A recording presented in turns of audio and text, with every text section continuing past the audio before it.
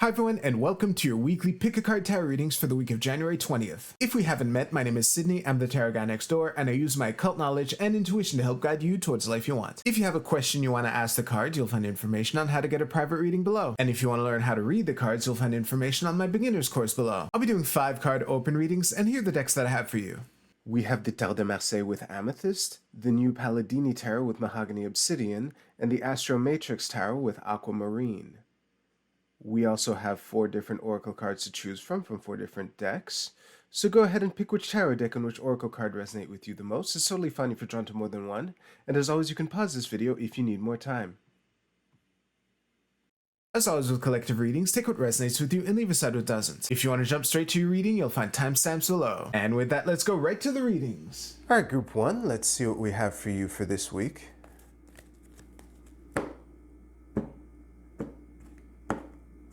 I spent a lot of time on the pyramid placement, so if I ended up being crooked, I'd be really disappointed. Wow, a lot of people. With the 4 of Swords being the only pip. Well, with the...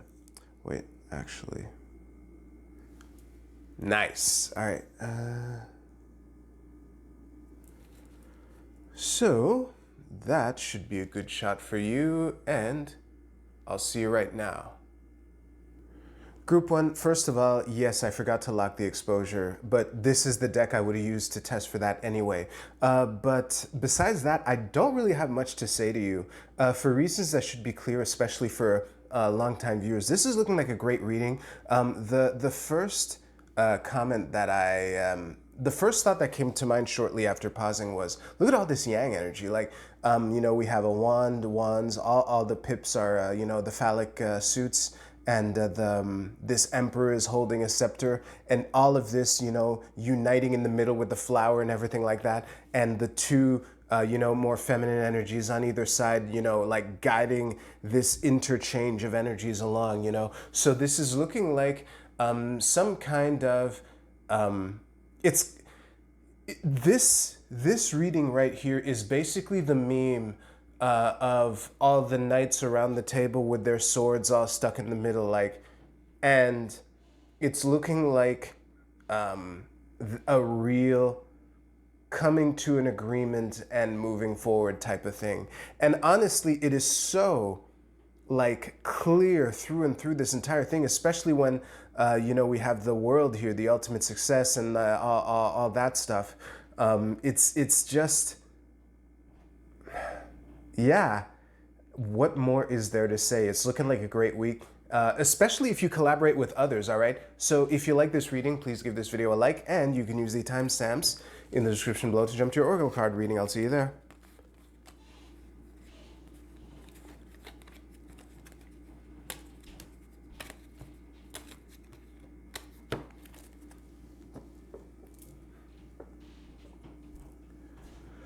All right, group 2, let's see what we have for you for this week.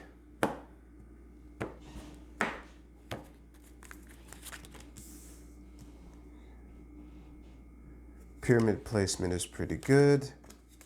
Whoops. With the chariot at the bottom of the deck. Yeah, that looks good. Let me just move these up. And that is the shot. I'll see you right now. Group 2, I haven't fully integrated what all of this is, but what gave me the confidence to unpause is the moment that is encapsulated in this. Because, you know, in the timeline that is life or whatever, sometimes encapsulating moments helps me, like, get a map to place everything on.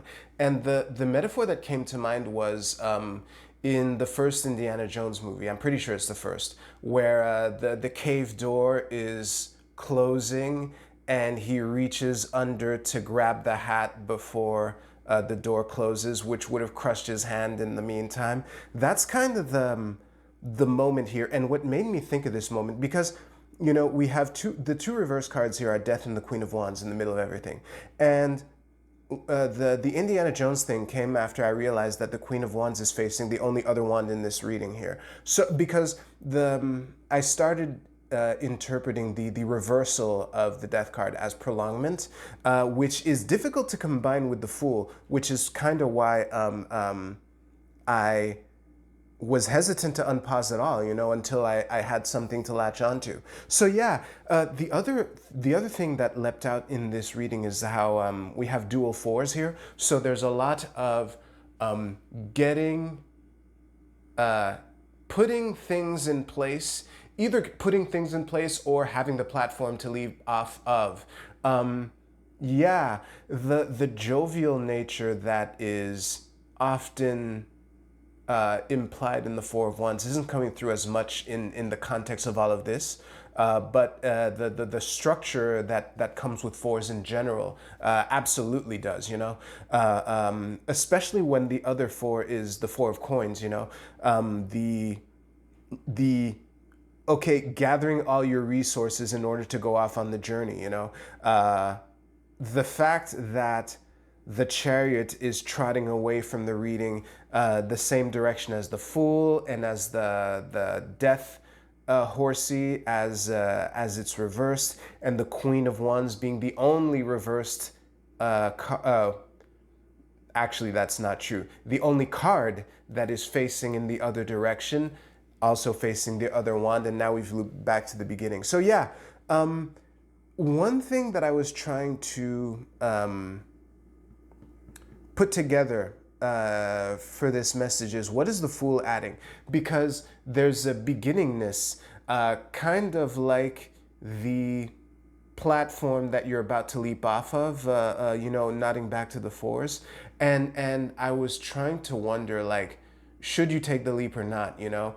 Obviously, like, I don't tell people what to do, but and also this is a collective reading, so some of you would be better off taking the leap, others might profit from, you know, taking a better look from the top of the cliff, you know, but the whatever journey that you're on is looking like, it's looking like this week is that a lot of the results that come, no pressure, but a lot of results that might happen later on might be traced back to things that happened this week.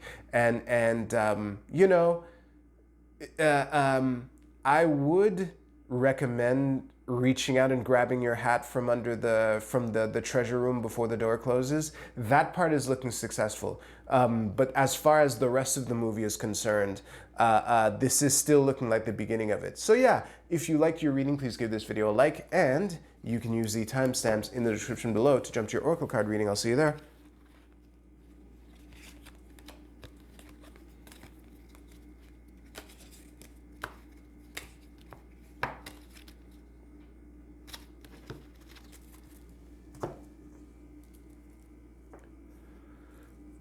Group 3, last but not least, let's see what we have for you for this week.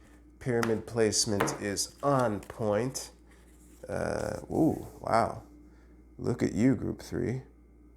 Now watch all the other cards be scare cards. Okay, there we go. So let's take a look.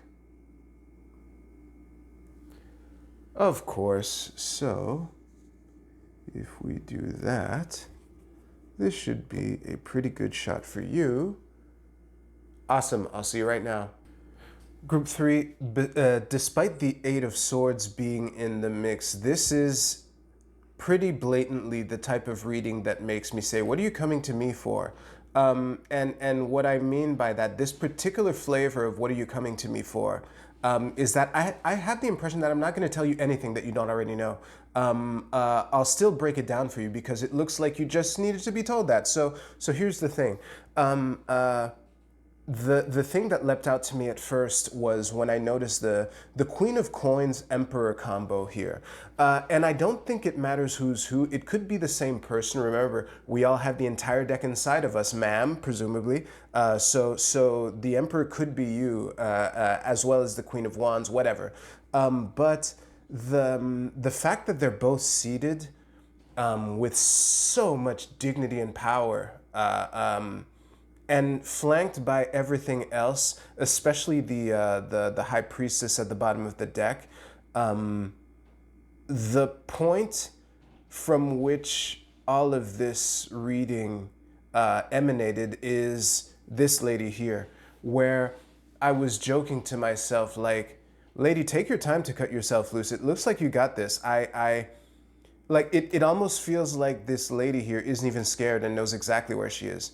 And you know, in a movie would be able to just walk off like at full walking speed because she knows exactly, you know, what needs to be done, even though it doesn't appear right now, you know? And that kind of ties into the Judgment card reversed here. You know, the Judgment card, I call it the wake-up call, the calling or whatever, or the death and rebirth. Those are themes that come up a lot with the Judgment. And the fact that it's reversed, I don't even think that you need me to decode it, whether it's a block, whether it's a glitch, or whether it's a delay. I think that of the three words that I just said, it's obvious to you which one it is. So yeah, I don't think you need anything from me. I would say this sometimes when sometimes when you're on the path, it looks like you're going through hard times to everyone else, and you're like, no, I'm good, thank you. This is looking like one of those times. So yeah, if and again, I don't think you needed me to tell you this, but I wanted to remind you that if people like are reaching out, you know, there's no harm in accepting the help. But I don't even think that you even need to be concerned of taking this as an affront to your skills. You know, I'm reminded of some comic I read where there's a people who've existed under thousands of years of war, and the culture had evolved to such as offering help is seen as an insult to those people because I'm saying, oh, I know you can't do it, let me help you. So it's always taken as a gross insult amongst those people. So yeah, I guess I did tell you something you didn't know by talking to you about a comic you never read. Anyway, if you like this reading, please give this video a like. And if you don't want to watch me pick up your reading, you can use the timestamps in the description below to jump ahead a couple seconds. I'll see you there.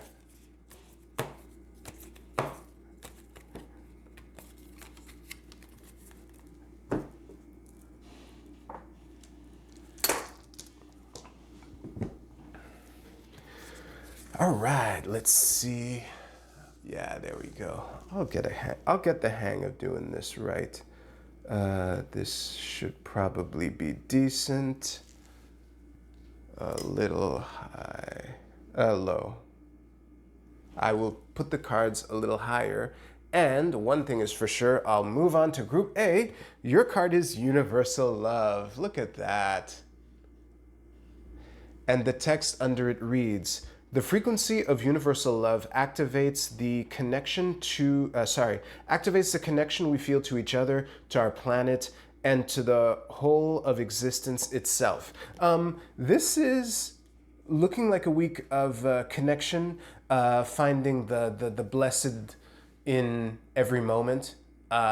It's either a nod to the fact that you might have ease in doing it and it's going to be useful for you, or an invitation to try to do that, to try to find the sacred and blessed and all that stuff. Yeah, Group B, your card is the Well. This is I Ching hexagram number 48. Let me do that for you.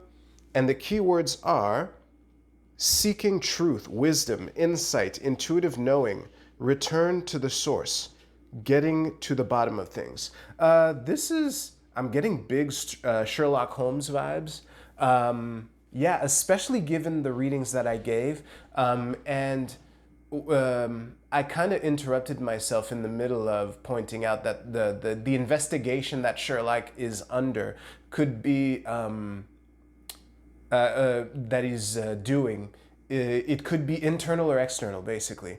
Yeah, getting to the bottom of things and trusting your instinct are the things that resonate most with this card. Group C, your card is the 4th house, home. For some of you, it could be an invitation to, you know, there might be something at home that you are being invited to to pay attention to. And for those of you for whom your home life is great, but you might not have spent a lot of time at home, maybe it's an invitation to connect in that way. Or for some of you, it could be an invitation to make wherever you're at your home. Yeah, Group D, your card is passion. Look at that. That took me a bit off guard. Let me think about it for a second.